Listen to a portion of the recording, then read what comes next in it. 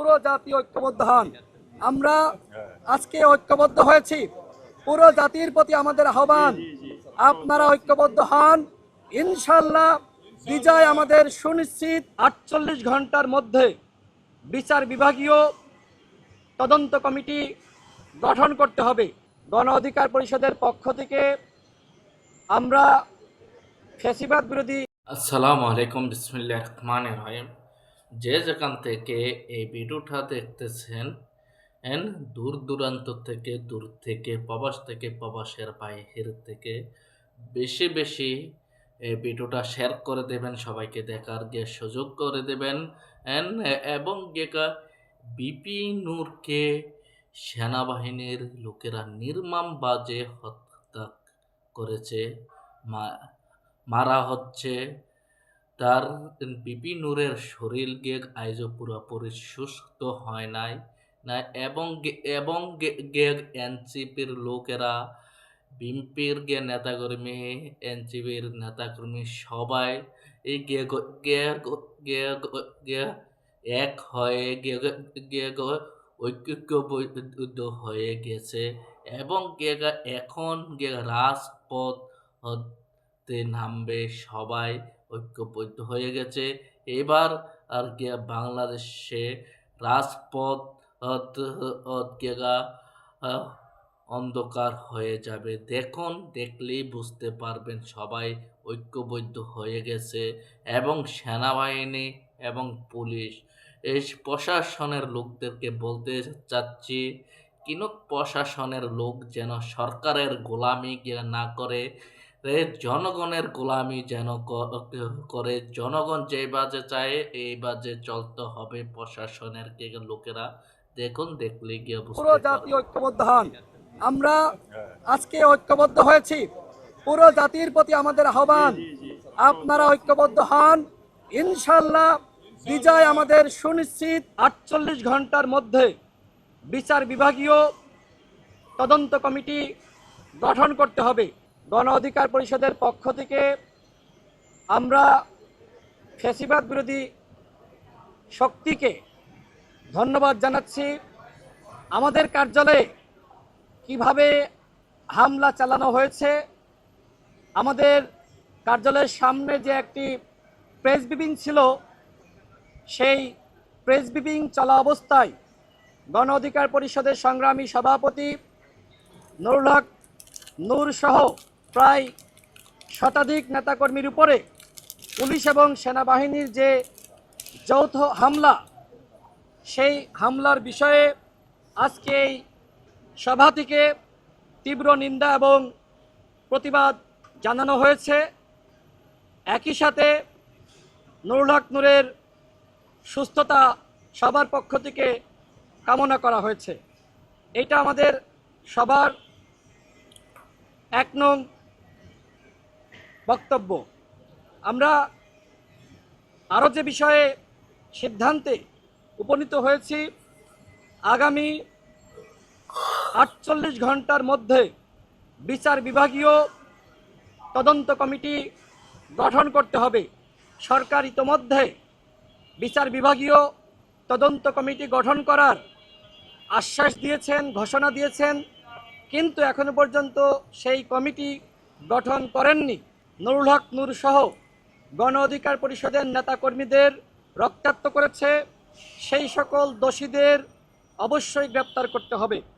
আমরা 3 নম্বরে যে সিদ্ধান্তে উপনীত হয়েছি, আমাদের যে সকল ফ্যাসিবাদ বিরোধী শক্তি একসাথে লড়াই সংগ্রামের মাধ্যমে আওয়ামী লীগের পতন নিশ্চিত করেছি, এই ফ্যাসিবাদ বিরোধী শক্তির মধ্যে একতার প্রয়োজন।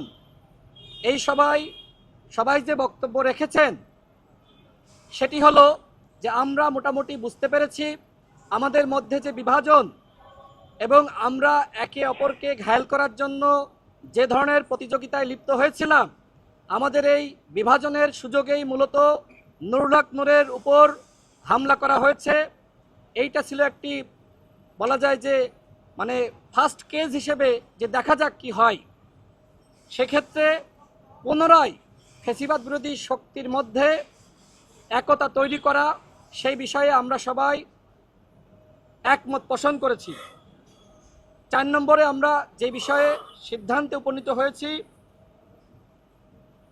আওয়ামী লীগ এবং তার দশর জাতীয় পার্টি সহ 14 দল তাদের বিচারের ব্যাপারে এই সবাই একমত পোষণ করেছে।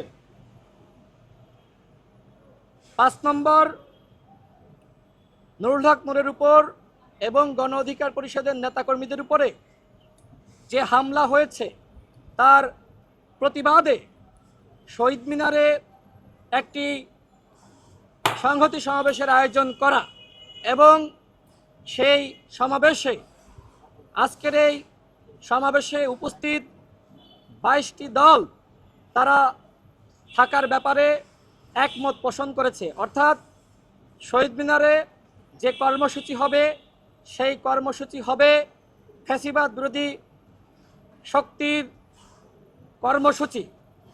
আপনাদের সামনে আমি এই 5টি বিষয় তুলে ধরলাম। এই 5টি বিষয়ে আমরা সবাই একমত পোষণ করেছি। আমি আবারও এই ফ্যাসিবাদ বিরোধী শক্তিকে ধন্যবাদ জানাই যে আজকে আমাদের ভিতরে উপলব্ধিবোধের জায়গাটা তৈরি হয়েছে যে আমাদের একতা দরকার, একতার বিকল্প কিছু নাই এবং আমরা ইনশাল্লাহ ঐক্যবদ্ধভাবে যেভাবে আওয়ামী লীগের পতন ঘটিয়েছি ঠিক আমরা যদি ঐক্যবদ্ধ থাকি তাহলে নতুন বাংলাদেশ গঠনের পিছনে আর কোনো বাধা থাকবে না ইনশাআল্লাহ। পুরো জাতিকে ঐক্যবদ্ধ থাকতে হবে এবং একই সাথে নুরুল হক নূর এখনো পর্যন্ত হাসপাতালে, আমাদের অসংখ্য সহযোদ্ধা হাসপাতালে, আপনারা সবাই তাদের জন্য দোয়া করবেন। আমি আবারও আন্তরিকভাবে দুঃখ প্রকাশ করছি যে সিনিয়র নেতৃবৃন্দ আমার পাশে এবং পিছনে আছেন, তারপরেও আমি আপনাদের সামনে আজকের এই সভার সভাপতি হিসেবে এই বক্তব্য পাঠ করে শোনালাম। এটি শুধু আমার বক্তব্য না, এই বক্তব্য আমাদের সবার বক্তব্য। আমরা এখন হাতে হাত তুলে আপনাদের সামনে একটু জাতিকে দেখাতে চাই যে আমরা ঐক্যবদ্ধ, পুরো জাতি ঐক্যবদ্ধ হন। আমরা আজকে ঐক্যবদ্ধ হয়েছি, পুরো জাতির প্রতি আমাদের আহ্বান, আপনারা ঐক্যবদ্ধ হন। ইনশাল্লাহ বিজয় আমাদের সুনিশ্চিত। এদেশে আওয়ামী লীগ এবং তার দশর জাতীয় পার্টি সহ যারা অন্যায় করেছে, গণহত্যা চালিয়েছে, তাদের আশ্রয় প্রশ্রয় কোনো দল দিবে না। নতুন বাংলাদেশ গঠনের পথে আজ থেকে আমাদের অগ্রযাত্রা শুরু হলো। মহান আল্লাহ রাব্বুল আলামিন আমাদেরকে কবুল করুক, আমিন। ডায়ালগ সুবাসিত টয়লেট ক্লিনার, যার পাওয়ার প্লাস ফর্মুলা টয়লেটের কোনায় কোনায় পৌঁছে 99.99% জীবাণু ধ্বংস করে। রিমার্ক।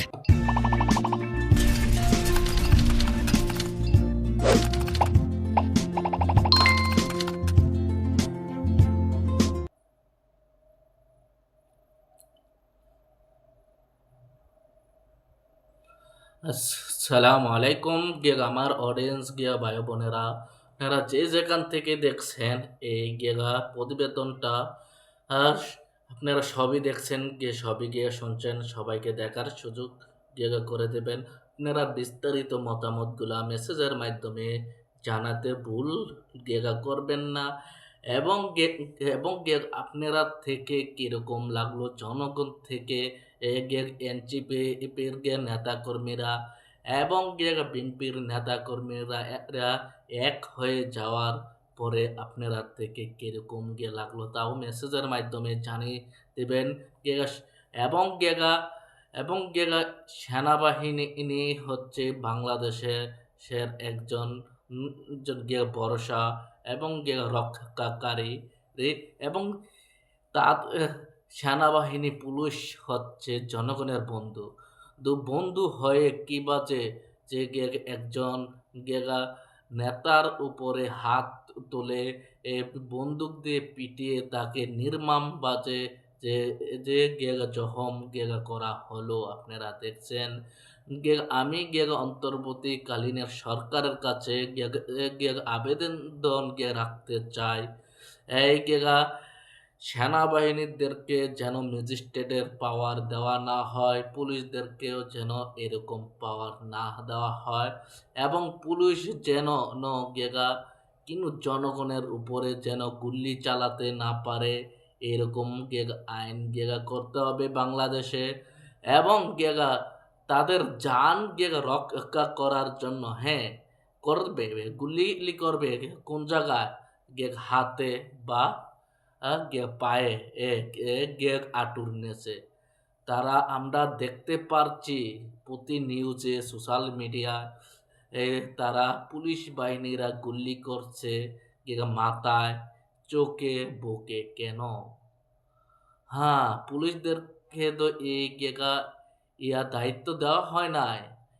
এটা স্বৈরাচার বাংলাদেশ নয়, ফ্যাসিস্ট শেখ হাসিনার বাংলাদেশ নয়। এটা এখন হচ্ছে জনগণের বাংলাদেশ। এবারের মতোই বিদায় নিচ্ছি, আবার পরবর্তীতে দেখা হবে আপনাদের মাঝে। যে আসসালামু আলাইকুম।